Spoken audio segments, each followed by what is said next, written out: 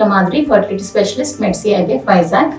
So ఈరోజు మనం unexplained infertility ఉన్న కపుల్స్లో హిస్ట్రోస్కోపీ యొక్క రోల్ అనేది డిస్కస్ చేద్దాం. సో హిస్ట్రోస్కోపీ అంటే ఏంటి? హిస్ట్రోస్కోపీ అంటే ఒక ఎండోస్కోపిక్ ప్రొసీజర్.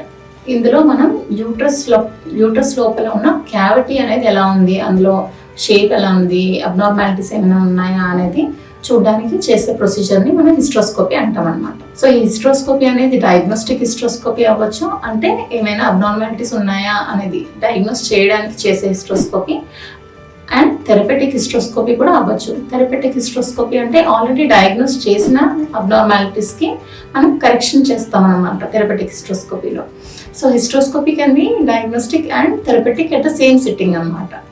సో ఈ హిస్ట్రోస్కోపీలో ఏం చేస్తాము, అసలు కుట్టు కోత ఏమీ లేకుండా ఆల్రెడీ గర్భసంచి ద్వారం ఉన్న ఓపెనింగ్ ద్వారానే ఒక 3 mm స్కోప్ అనేది మనం పంపించి లోపల క్యావిటీ ఎలా ఉందనేది చూస్తాం అన్నమాట.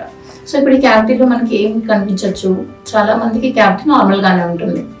సో స్పేస్ అయినా సరే, లోపల వాల్స్ ఎలా ఉన్నాయి, ఫండస్ ఎలా ఉంది, ట్యూబ్స్ యొక్క ఓపెనింగ్ ఎలా ఉన్నాయి, ఇవన్నీ చూస్తాం అన్నమాట.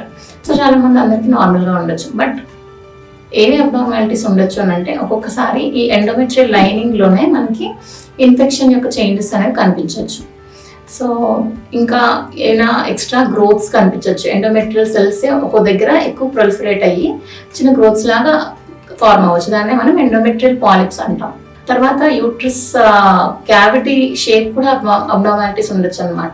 సో యూట్రైన్ సెప్టమ్ ఉండొచ్చు, బైకానియట్ యూట్రస్ ఉండొచ్చు, ఇలాంటివి కూడా డయాగ్నోస్ అవుతూ ఉంటాయి. సో యూట్రైన్ సెప్టమ్ కూడా మనం డయాగ్నోస్ చేసాక అక్కడికక్కడ కూడా కరెక్షన్ చేసుకోవచ్చు అనమాట, అంటే సెప్టల్ రిసెక్షన్ చేసుకుంటాం.